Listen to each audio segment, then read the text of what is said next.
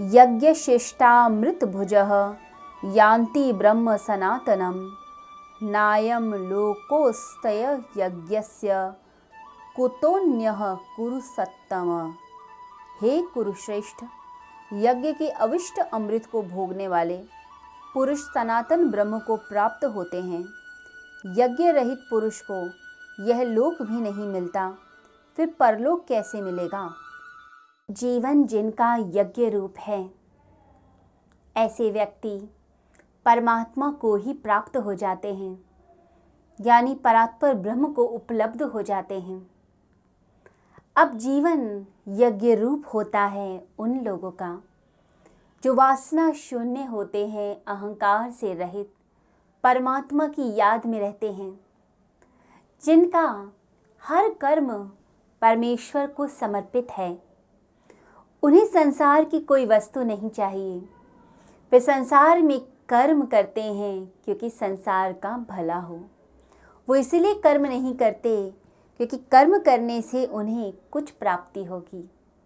वो कर्म इसलिए करते हैं क्योंकि उनके कर्म करने से इस संसार का भला होगा। तो निष्काम भाव से कर्म करते हैं। तो जो वासना शून्य हो गए, अहंकार रहित हो गए, ऐसे व्यक्ति आनंद को प्राप्त करते हैं, आनंद में रहते हैं। उनका जीवन ही आनंद है और ऐसा जीवन ही सुफल और सार्थक सफल जीवन माना जाता है। यदि मनुष्य सिर्फ स्वार्थ और अहंकार में जीवन को जीता है तो उसके जीवन में आनंद की कोई रेखा नहीं। और जिस व्यक्ति को इस धरती पर आनंद नहीं मिला, उसे स्वर्ग में भी क्या आनंद मिलेगा। उसे परलोक में भी आनंद नहीं मिलता। तो इस संसार में रहकर आनंद की प्राप्ति कीजिए। अपने जीवन को यज्ञ बनाइए। निष्काम कर्म करते हुए अपनी जिंदगी को जीना और परमात्मा के चरणों में अर्पित हो जाना। जैसे कोई प्यारा सा फूल खिलता है गुलाब का, अब उस फूल को आप क्या करते हैं? परमात्मा के चरणों में अर्पित करते हैं। एक सुंदर से पुष्प को परमात्मा के चरणों में अर्पित करना कितना प्यारा लगता है। जब कमल का फूल चढ़ाया जाए, गुलाब के पुष्प चढ़ाए जाएं, या कोई भी आपकी पसंद का फूल है, फ्लावर है, आप जब उसे अर्पित करते हैं समर्पण के भाव से, तो लगता है जैसे कि परमात्मा प्रसन्न हो गए, सब कुछ आपने अर्पित किया। ऐसे ही जब व्यक्ति स्वयं फूल बन के खिलता है, पुष्प की भांति पल्लवित होता है, सुगंधित होता है, तो ऐसा व्यक्ति जो है वो जीवन के आनंद को प्राप्त कर पाता है। उसका खुद का जीवन आनंदित, खुद का जीवन खिला हुआ, फिर वह संसार की विषय वासनाओं में नहीं पड़ता। उसका केंद्र बिंदु वासनाएं नहीं है, इच्छाएं नहीं, केंद्र बिंदु परमात्मा है। देखिए, या तो वासना में पड़े रहिए, इच्छाओं के जाल में पड़े रहिए, सकाम बुद्धि से कर्म करते रहिए, तो सकाम बुद्धि कहीं नहीं लेकर जाती। एक व्यक्ति जो आनंद चाहता है जीवन में, उसे सबसे पहले इच्छाओं के जाल से मुक्त अपने आप को करना पड़ेगा। ये इच्छाओं के जाल फंसाते हैं हमें, राग और द्वेष के बंधन फंसाते हैं। इन्हीं आसक्तियों से मुक्त हो जाइए, मुक्त। परमात्मा का नाम लीजिए। वो परमेश्वर बड़े ही कृपालु हैं, दयालु हैं। यदि हम उनका नाम लेते हैं, उन्हीं को केंद्र बना लेते हैं, तो परमात्मा हमें अपना लेते हैं। हम परमात्मा की राह पर ही चलें, हम संसार में न फंसें। इसी का प्रयास एक योगी और एक सच्चा भक्त करता है। तो जीवन है आनंद, जीवन है यज्ञ उन लोगों के लिए जो परमात्मा को केंद्र मान के जिंदगी जीते हैं। उनके लिए नहीं जो वासनाओं को केंद्र मानकर जीवन को जीते हैं। वासना कभी भी आपको सफलता नहीं देगी। इच्छाएं तो भटकाती जाती हैं, जैसे रेगिस्तान में कोई मनुष्य फंस जाता है, भागता जाता है। बिल्कुल ऐसा ही हाल इच्छाओं में फंसे हुए मनुष्य का होता है। इच्छाओं का त्याग करके यदि परमात्मा को केंद्र बनाया कि हम जो धन कमा रहे हैं वो परमात्मा को अर्पित करने के लिए कमा रहे हैं, संसार का भला हो। जो आप धन कमाएं उससे लोगों के लिए, उनके भले के लिए हॉस्पिटल्स का निर्माण कीजिए, देव मंदिरों का निर्माण कीजिए, धर्मशालाएं बनाएं, बच्चों के लिए स्कूल बनवाइए। तो यह सेवा ही है। आप परमात्मा का नाम लेकर फिर धन कमा रहे हैं। वो धन आपका ईमानदारी से कमाया हुआ सात्विक धन कहलाएगा। वो आपकी नेक कमाई है। तो ऐसी नेक कमाई आपको पुण्य फल देती है और बंधनों से मुक्त भी करती है। यदि व्यक्ति परमात्मा को ही सब कुछ मान ले, उसका चलना परमात्मा के नाम, उसका बोलना परमात्मा के नाम, उसका हंसना परमात्मा के नाम, वो सब कुछ जो करता है वो सिर्फ परमात्मा के लिए करता है। तो याद रखिए, जैसे हम परिक्रमा करते हैं, परमात्मा के आसपास परिभ्रमण करते हैं, इसी प्रकार से एक जो योगी होता है वो परिभ्रमण करता है, परिक्रमा करता है परमात्मा की। लोग मंदिरों में जाते हैं, मंदिरों में जाकर परिक्रमा करते हैं यज्ञ वेदी के आसपास।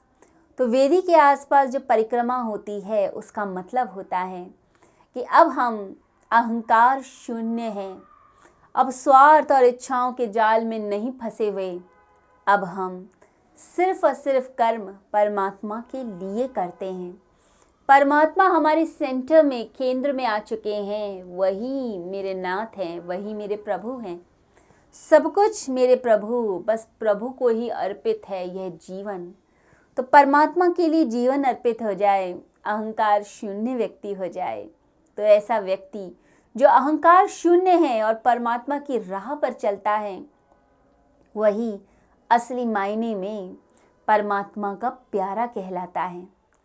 आप देखते हैं जैसे चंद्रमा पृथ्वी के चक्कर काटता है, एक सैटेलाइट धरती के चक्कर काटती है, ऐसे ही एक भक्त परमात्मा के चक्कर काटता है। उसके लिए सब कुछ भगवान, सारी दुनिया वही ईश्वर। उसका सोना जागना, हंसना बोलना, रोना, जीवन में कर्म करना सब प्रभु को अर्पित। गोवर्धन परिक्रमा के लिए लोग जाते हैं तो उस समय भगवान श्री कृष्ण का नाम बोलते हैं, हरे रामा हरे कृष्णा, इस प्रकार से उच्चारण करते हुए लोग जाते हैं, या ओम नमो नारायणाय, ओम नमो नारायणाय। तो उस समय आपके मन में जो भाव आते हैं वो यह भाव होते हैं कि जो कुछ है वही परम शक्ति, परम सत्ता, सब कुछ वही, उसके अलावा इस संसार में कुछ भी नहीं है। वही है और उसी के कारण यह जिंदगी है। जब कैलाश परिक्रमा के लिए जाया जाता है तो उस समय साधक क्या बोलते हैं, ओम नमः शिवाय, ओम नमः शिवाय। हे प्रभु, मेरी आत्मा तुझ परमात्मा को नमस्कार करती है। तो ओम नमः शिवाय। तो ये परिक्रमा का देश है भारत, यहाँ परिक्रमा करी जाती है, जिसका अर्थ है कि हम अपने अहंकार को गलाते हैं और परमात्मा के चरणों में अर्पित हो जाते हैं। सब कुछ परमात्मा और सब कुछ परमात्मा के लिए है। तो ऐसा भाव जिस दिन आ गया, आप समझिए आप परमात्मा के प्यारे हो गए। सारी इंद्रियां उसी की, प्राण उसी के, श्वासें उसी की, जीवन उसी का, मृत्यु उसी की, सब कुछ उस परमेश्वर के नाम है। तो इस ज्ञान को भगवान श्री कृष्ण कहते हैं कि यह ज्ञान अमृत है। अब ज्ञान को अमृत कहते हैं शास्त्र, गीता अमृत कहती है, और अज्ञानता को मृत्यु माना गया है। इसलिए उपनिषद के जो ऋषि हैं वो क्या प्रार्थना करते हैं? वो प्रार्थना करते हैं, असतो मां सद्गमय, तमसो मां ज्योतिर्गमय, मृत्योर्मामृतम गमय। हे ईश्वर, हमें असत्य से सत्य की ओर लेकर चलो, हमें अंधकार से प्रकाश की ओर लेकर चलो, हमें मृत्यु से अमृत की ओर लेकर चलो। तो ऐसी प्रार्थनाएं की जाती हैं, हमारे वेदों में प्रार्थनाएं हैं, उपनिषदों में प्रार्थनाएं हैं। तो याद रखिए, अज्ञानता ये अभिशाप है और अज्ञानता के कारण हम इस संसार में फंसे हैं। तो जो लोग मुक्त होना चाहते हैं वो उस ज्ञान अमृत के पीछे चलते हैं। स्वयं को जानना एक बहुत बड़ी सिद्धि, बहुत बड़ा ज्ञान है और असली ज्ञान यही। अब अज्ञानता को मृत्यु कहते हैं। जैसे शरीर विदा होता है तो लोग कहते हैं मृत्यु हो गई, परंतु शरीर का विदा होना मृत्यु नहीं है, ये तो रूप का बदलना है। एक रूप को छोड़ा और दूसरे रूप को पा लिया। परंतु जब मनुष्य शरीर भाव में ज़्यादा होता है, अज्ञानता में होता है, तो वह क्या बोलता है? वह एक ही चीज़ कहता है कि मेरी मृत्यु हो रही है या मेरे किसी परिजन की मृत्यु हो रही है। तो मृत्यु इसलिए बोला जाता है क्योंकि शरीर भाव है, समस्त इंद्रियों का जोड़ हम हैं, ऐसा हम समझते हैं। और यह जो हमारा समझना है कि हम समस्त इंद्रियों का जोड़ हैं, यही अज्ञानता है, यही पर्दा है आत्मा के ऊपर। शरीर से अलग हम एक तत्व हैं। उस तत्व को समझिए कि शरीर से अलग आत्म तत्व, जिसने शरीर में रहकर इसको समझ लिया वो तो पार हो गया, और जो नहीं समझ पाया वो इस संसार में ही भटकता रहता है। इस संसार की चीज़ों में, विषय वासनाओं में भटकता रहता है। उसका जीवन बस इसी में ही चलता जाता है। वो अपनी ज़िंदगी में कोई भी सुख प्राप्त नहीं कर पाता, क्योंकि आनंद तो भीतर से उपजता है, आत्मा के ज्ञान से उपजता है। तो आनंद चाहिए हमें, हमारी आत्मा उस आनंद को भोगे, स्वयं से जुड़े, परमात्मा से जुड़े। तो अज्ञानी को कोई आनंद का भास नहीं है, वो कुछ भी नहीं जानता, वो तो इच्छाओं के पीछे भागता है। ये इच्छाएं ही आवरण बन के ज्ञान की ज्योति को ढक देती हैं, और हम इसी इच्छा को और दृढ़ कर रहे हैं। क्यों दृढ़ करते हैं? छोड़िए, इच्छा करना ही छोड़िए। तो अज्ञानी का मतलब यह नहीं जो यूनिवर्सिटीज़ की डिग्री नहीं ले पाया। अज्ञानी का मतलब है जिसे स्वयं का ज्ञान नहीं, अपने भीतर के तत्व का नहीं पता कि मैं कौन हूँ, क्यों इस जगत में आया हूँ। जब तक यही भान ना हो तो कैसे ज़िंदगी चलेगी। तो ज्ञानी और अज्ञानी दोनों में जो भेद है वह स्वयं को जानने का है। तो अज्ञानी को पता नहीं और ज्ञानी को पता है। तो हमें ज्ञान का पिपासु होना है, जिज्ञासु, ज्ञान के लिए जीवन को जीना। यही समझिए, यह हमारी उपासना हुई। अब दो तरह की चीज़ें हैं जिन्हें समझना चाहिए हमें। एक है ज्ञान यानी नॉलेज, और एक है परिचय यानी एक्वेंटेंस। नॉलेज का मतलब होता है जब हम स्वयं के बारे में जानते हैं, क्योंकि व्यक्ति अपने भीतर प्रवेश कर सकता है, स्वयं को जान सकता है। मैं किसी और के भीतर प्रवेश नहीं कर सकती। कैसे करें? ये तो असंभव बात है। परिचय होता है लोगों का और ज्ञान होता है स्वयं का। परिचय यानी बाहर बाहर से किसी को देखकर बताना। जैसे किसी बिल्डिंग के बाहर आप खड़े हैं और बिल्डिंग को दूर से देखकर बता रहे हैं ये कॉर्पोरेट ऑफिस है या गवर्नमेंट ऑफिस है, या यहाँ पर रेडियो चैनल है या फिर टीवी चैनल है या रेजिडेंशियल एरिया है। अब बाहर से किसी बिल्डिंग को देखकर बताते हैं कि कितनी सुंदर, कितनी लंबी, कैसा आर्किटेक्चर है, परंतु भीतर आप प्रवेश नहीं कर पाए। ऐसे ही मनुष्य के साथ होता है। आप किसी से मिलते हैं तो बाहर बाहर से बता सकते हैं कि इस व्यक्ति ने उस समय ऐसी बात कही थी, तो इसका मतलब है उसके विचार ऐसे हैं। किसी ने आपको अपशब्द कहे तो आप बाहर से गैस करते हैं कि शायद इसके मन में ऐसी ही बातें, ऐसी भावनाएं, विचार चलते होंगे, तभी तो इतने अपशब्द इतने आसानी से इसने बोले। इसे कष्ट भी नहीं हुआ, माफ़ी भी नहीं मांगी। संस्कार ही ऐसे होंगे। तो हम बाहर से बात करते हैं, परंतु स्वयं को तो हम जानते हैं। अगर किसी से झगड़ा हुआ, हमने कुछ कह भी दिया, तो भीतर से आत्मा कचोटती है, लगता है गलत हो गया। हम जानते हैं स्वयं को कि हम क्रोध ज़्यादा देर नहीं कर सकते, ज़्यादा देर रूठ नहीं सकते, तुरंत मान जाते हैं। तो अपने को व्यक्ति समझता है, अपना ज्ञान होता है और दूसरे का परिचय होता है। तो इस आत्म तत्व की खोज में चलिए, क्योंकि यह आत्म तत्व हमेशा से है। जैसे भगवान बुद्ध कहते हैं कि दिया बुझ जाता है तो प्रकाश कहाँ गया, वो रोशनी कहाँ गई, वो अप्रकट हो गई, दृश्य की सीमा से अदृश्य की सीमा में चली गई। प्रकट रूप में भी वह है और अप्रकट में भी है। यानी जब शरीर को धारण करती है आत्मा तब भी वह है, और जब शरीर को त्याग देती है तब भी वह मौजूद रहती है। तो आत्मा है, आत्मा का अस्तित्व है। इसी को जो जान लेता है कि परम सत्ता वह आत्म तत्व मैं हूँ ज्ञान की ज्योति, ज्ञान मेरे भीतर से उपजता है। जब स्वयं को जान लेता है तो समझिए सारी खोजें समाप्त हो जाती हैं। तब लगता है कि अब और कुछ जानना शेष नहीं रहा।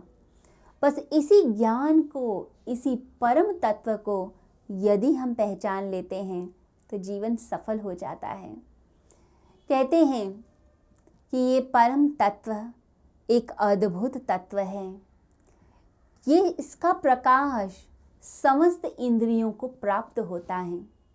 ये जो हमारी सांसें चलती हैं, हमारी पलकें झपकती हैं, हमारे होठ मुस्कुराते हैं, हम खिलखिलाकर हंसते हैं, हमारा हृदय धड़कता है, प्राण मूव करते हैं शरीर में, ये सब आत्मा के प्रकाश के कारण करते हैं। इसलिए ध्यान में कुछ ऐसे प्रयोग भी कराए जाते हैं कि जब पूरे शरीर से आत्मा के प्रकाश को वापस उसके केंद्र बिंदु तक लेकर आया जाता है। ऐसे प्रयोग योगियों ने किए हुए हैं। योगी जन अपने ऊपर प्रयोग करके अपने आप को साध लेते हैं।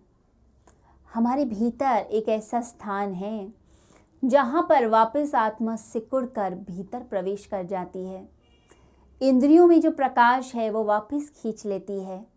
तो कई बार ऐसे अद्भुत प्रयोग हुए जिसमें हृदय की धड़कन को रोक दिया योगी ने, और ऐसा लगा कि व्यक्ति की मृत्यु हो गई, और फिर आधे घंटे बाद उठकर चमत्कार जैसे हो जाता है, ऐसे सब कुछ चमत्कृत कर दिया, हैरान कर दिया, सब अचंभित, ये कैसे हुआ। अब डॉक्टर कह रहे हैं कि डेथ सर्टिफिकेट बना दें, इसका दिल तो काम नहीं कर रहा, कोई नस नाड़ी कोई भी काम नहीं करती, तो इस व्यक्ति को तो मृत घोषित करना चाहिए, सांसें नहीं चलती, सारे लक्षण डेथ के। लेकिन फिर भी योगी आधे घंटे बाद मुस्कुराकर खड़ा होता है। तो ये अद्भुत प्रयोग हमारे भारत के ऋषि मुनियों के हैं। ये ध्यान की अलग अलग प्रक्रियाएं, योग की अलग अलग अद्भुत प्रक्रियाएं सिखाई गई साधकों को, जिसमें इंद्रियों से जो प्रकाश है वापस खींचा गया। ये इंद्रियां सेंसेस उपकरण ही तो हैं। ये बाहर विस्तार करती हैं, आत्मा के प्रकाश का विस्तार करती हैं। जितने यंत्र हैं पकड़ ही नहीं पाते इस आत्म तत्व को। पकड़ेंगे कैसे? हमारी इंद्रियां भी पकड़ नहीं पाती। अब यह जो तत्व है ये अद्भुत तत्व है। आप इस बात को समझें कि आत्म तत्व को यंत्रों के द्वारा पकड़ना असंभव।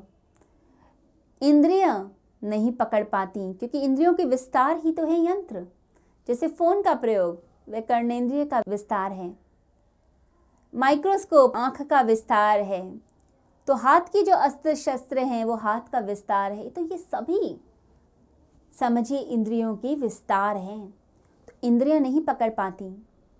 रिसर्च लोग करते हैं कि हम अमर हो जाएं, अजर अमर हो जाएं, परंतु आप हैरान होंगे आत्मा तो अमर है ही। इस शरीर को क्या अमर करना चाहते हैं? ये तो क्षणभंगुर है। इस संसार में यह नष्ट होगा ही, परंतु आत्मा अमर है। और एक हैरानी की बात और है, आत्मा तो अमर है लेकिन साथ में ये पदार्थ भी अमर है, मैटर भी अमर है। क्योंकि मैटर यानी पदार्थ की मृत्यु तो संभव नहीं। कैसे मारेंगे उसे? पत्थर को कैसे मारेंगे? कैसे मृत्यु देंगे? असंभव। तो पदार्थ की एग्जिस्टेंस है, मैटर की एग्जिस्टेंस है, और वो हमेशा से है, रहेगा, था, हमेशा। ऐसे ही आत्मा थी, है और रहेगी। किसी काल में नहीं आती यह आत्मा। ये आत्मा सभी कालों के, सभी स्थानों के भी पार एक अद्भुत आत्म तत्व है। इस आत्मा को समझना है। यह आत्मा हमें जीवित होने का आभास जो होता है, क्योंकि हमें पता है कि हम हैं। पदार्थ को पता नहीं कि वह है, परंतु हमें पता है हम हैं। अज्ञानता यह है कि हम यह नहीं जानते हम कौन हैं। हु एम आई, नहीं जानते हम।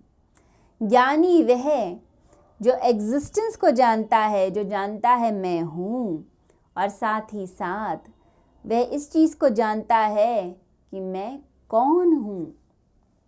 इसलिए अध्यात्म की शुरुआत होती है, मैं कौन हूँ। कौन हूँ मैं, कहाँ से आया और कैसे इस धरती लोक में आ गया, कौन हूँ, कौन सा प्रकाश। तो इस आत्म तत्व को समझिए।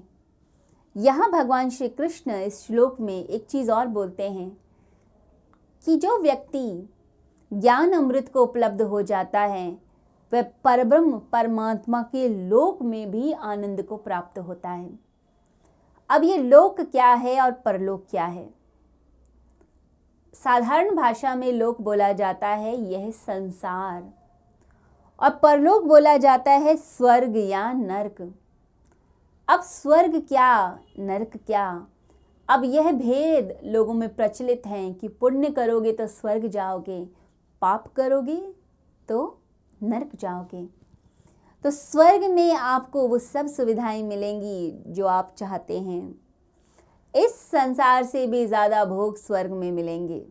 तो कई लोग बहका देते हैं, क्या करते हैं, ऐसे लालच देते हैं कि चलो ये संसार मिले ना मिले, तुम्हें परलोक तो मिल जाएगा, स्वर्ग मिल जाएगा, ये पाप कर दो, किसी की हत्या कर दो, आतंक फैला दो।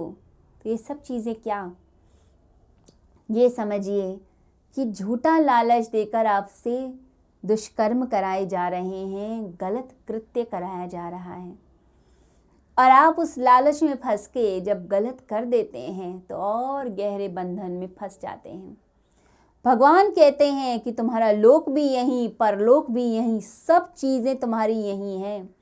तुम्हारे अंतःकरण की स्थिति बताती है कि तुम स्वर्ग में हो या तुम नरक में हो। कहते हैं एक साधु के पास एक व्यक्ति आया और उसने साधु को कहा कि एक बात बताइए कि जो संत होते हैं, महापुरुष होते हैं, कि मरने के बाद कहाँ जाते हैं, हमें तो पता नहीं। तो साधु मुस्कुराए। उन्होंने कहा, आराम से बैठो और मेरी बात सुनो। कोई भी ज्ञानी पुरुष, कोई महात्मा मरने के बाद कहाँ जाता है, प्रश्न यह नहीं।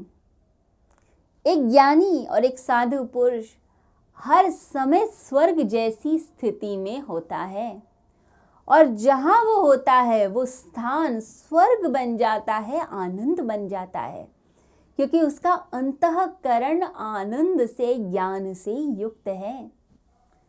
कहते हैं कि युधिष्ठिर की जब मृत्यु हुई तब धर्मराज उनको ऊपर की तरफ लेकर जाने लगे। अब पुण्य थे उनके, तो वह तेजी से ऊपर जा रहे थे। तो रास्ते में उन्हें आवाज़ें सुनाई दी दुर्योधन की कि वह पाप की अग्नि में जल रहा है। तो थोड़ी देर के लिए वे वहाँ पर रुक गए। जैसे ही रुके तो उनके शरीर से जो किरणें निकल रही थीं, उन किरणों के कारण, उन शांतिमय किरणों के कारण वो पूरा एरिया स्वर्ग जैसा बन गया। चारों ओर फूल खिल गए। तो युधिष्ठिर के आते ही सारा वातावरण इतना प्यारा, इतना स्वर्ग जैसा हो गया। चारों दिशाओं से सुगंध आने लगी, बड़ी प्यारी प्यारी ठंडी हवाएं आने लगी, जो नर्क की अग्नि को शांत करने लगी। तब उस समय दुर्योधन ने युधिष्ठिर से कहा कि आप यहाँ से मत जाइए। आपके जाने के बाद ये दोबारा से अग्नि मुझे प्रताड़ित करेगी। आपके यहाँ रहने से मुझे बड़ी शांति मिल रही है। मेरे अंग अंग को सुकून और चैन मिल रहा है। तो युधिष्ठिर वहीं पर खड़े रहे। तो उस समय उन्हें धर्मराज ने कहा कि यह आपकी परीक्षा थी। आप तो जहाँ भी होंगे वो स्वर्ग ही कहलाएगा। तो स्वर्ग होता है उन लोगों के साथ जो भीतर से शांत रहते हैं, भीतर से मधुर रहते हैं, जो हर समय मोक्ष की स्थिति में रहे, परमात्मा के आनंद में रहे। समझिए, वही व्यक्ति परमात्मा का प्रिय होता है। परमात्मा सारी जगत को प्रेम देने वाले, सारी जगत को अपनाने वाले हैं, परंतु हम इस संसार में भटकते हैं। हमारा ध्यान संसार में ही भटका रहता है और इसी कारण हम दुख पाते हैं। याद रखिए, जब ध्यान इस लोक में चला जाएगा, संसार में जाएगा, तो दुख बनेगा। जब ध्यान भीतर की तरफ मुड़ेगा तो आनंद देगा। तो बस चेतना कहाँ मूव करती है, हम कॉन्शियसनेस कहाँ मूव कराते हैं, इस संसार की तरफ या परमात्मा की जगत की तरफ। जब संसार में भटकाएंगे तो इच्छाओं और वासनाओं में फंसकर रह जाएंगे, और जब परमात्मा के जगत की तरफ चलेंगे, भीतर मुड़ेंगे, तो आनंद की प्राप्ति करेंगे। इसलिए साधकों को कहा जाता है, तुम ध्यान करो, बैठो, प्यार से बैठो। ये ध्यान तुम्हें परमात्मा के लोक से जोड़ेगा। ये लोक भूल जाते हैं हम जब ध्यान में प्रवेश करते हैं और परलोक में प्रवेश हो जाता है। निद्रा में सिर्फ ये लोक भूलते हैं, परंतु परलोक नहीं शुरू होता। परंतु ध्यान में परलोक का आरंभ हो जाता है। तो ज्ञान अमृत है और उस ज्ञान से जुड़ के आनंद की प्राप्ति होती है। अपने भीतर जुड़ने से आनंद की प्राप्ति होती है। तो स्वयं से जुड़िए और याद रखिए, अज्ञानता मृत्यु है और मृत्यु एक ऐसा अटल सत्य जिसे हर कोई भुलाना चाहता है। जब यक्ष ने प्रश्न किया युधिष्ठिर से, कौन सा सत्य ऐसा है जो इस संसार में अटल है, तो युधिष्ठिर ने बोला था कि मृत्यु अटल है। इस मृत्यु को कोई भी नहीं टाल सकता। तो मृत्यु अटल है। उसको भुलाने के लिए मनुष्य क्या करता है, जब डेथ होगी किसी की तो जल्दी जलाने की कोशिश होती है, या लोग राम नाम सत्य इस तरह से बोलते हैं कि मृत्यु का जो भय है उसे भूल जाएं। ये अज्ञानता हमारी, ये मृत्यु ही है। और ये मृत्यु, ये अज्ञानता हर सुख को दुख में परिणत कर देती है, बदल देती है। यदि कोई ऐसी कंडीशन आपको मिली है, एक ऐसा टेस्ट भगवान ने दिया, जिस टेस्ट में अगर आप पार हो जाएंगे तो आप एक लेवल हाई हो जाएंगे, आपकी मेंटल और आपका बौद्धिक विकास होगा, परंतु मनुष्य रोता धोता रहता है। उस परम कल्याण अवस्था को भी दुख समझ लेता है और शिकायत के भाव से भर जाता है। कई बार भगवान मनुष्य को समझाने के लिए, एक व्यक्ति को सद्बुद्धि देने के लिए थोड़ा सा दुख देते हैं कि थोड़ा दुख मिलेगा तो उसे ज्ञान मिलेगा। क्योंकि बड़ी बड़ी पुस्तकों से जो ज्ञान प्राप्त नहीं होता वो कई बार दुख में मिल जाता है। तो ये ना समझिए कि सुख ही भगवान की कृपा है, दुख भी भगवान की कृपा होती है। तो ये अज्ञानता, ये समझिए, ये जो दुख है, ये अज्ञानता क्या करता है, ये दुख ही बनाता है जीवन को, सुख को भी दुख बनाता है। और जब ज्ञान आता है परमात्मा का, परमात्मा की समझ आती है कि परमेश्वर हैं, वो जो कर रहे हैं मेरे भले के लिए कर रहे हैं, जब ऐसी भावना जागृत होती है तो आप समझिए समस्त दुख सुख में बदल जाते हैं। तब घर में परेशानी भी है, फाइनेंशियल क्राइसिस भी है, घर में कोई परेशानी आ गई, बिजनेस में आ गई। आप समझते हैं कि भगवान परीक्षा ले रहे हैं और इस परीक्षा में मुझे उत्तीर्ण होना है। ऐसी समझ ज्ञान है। ऐसा ज्ञान हो तो समझिए मनुष्य पार पा जाता है, भव सागर के पार जाता है। कई बार आपका बच्चा यदि भगवान की भक्ति कर रहा है तो लोग उसे रोकने लगते हैं, क्योंकि अज्ञानता है। यदि ज्ञान आपके अंदर हो तो बच्चे को कभी भक्ति करने से ना रोकें, क्योंकि भगवान उसे पुकार रहे हैं, इसीलिए भक्ति चल रही है। परंतु हमारे भीतर की अज्ञानता उसको रोकती है। कहते हैं भगवान बुद्ध 12 साल के बाद जब अपने घर लौटे, ज्ञान का सूर्य उदित हुआ उनके भीतर। वह अपने पिता के पास पहुँचे, 10,000 शिष्य थे उनके साथ। तो पिता ने कहा कि तुझे अभी भी माफ़ कर सकता हूँ, नासमझी करनी बंद कर, वापस घर लौट कर आ जा, इस राज्य को संभाल, मैं बूढ़ा हो गया हूँ, बाप हूँ तेरा, तुझे माफ़ कर सकता हूँ। तब भगवान बुद्ध मुस्कुराए और भगवान ने कहा कि ध्यान से तो देखिए, जो 12 साल पहले गया था वो कोई और था, और 12 साल के बाद जो आया है वो कोई और है। तो उनके पिता ने कहा कि तुम मुझे समझाता है, मैं तेरा बाप हूँ, मैं सब जानता हूँ तेरे अंदर क्या चलता है, मैंने पैदा किया है तुझे, पाला पोसा है, तेरी रग रग को जानता हूँ मैं। तब भगवान बुद्ध ने कहा कि व्यक्ति यदि स्वयं को ही समझ ले तो सबसे बड़ी घटना हो जाएगी इस संसार की। आप मुझे समझने का प्रयास ना करें, स्वयं को समझें।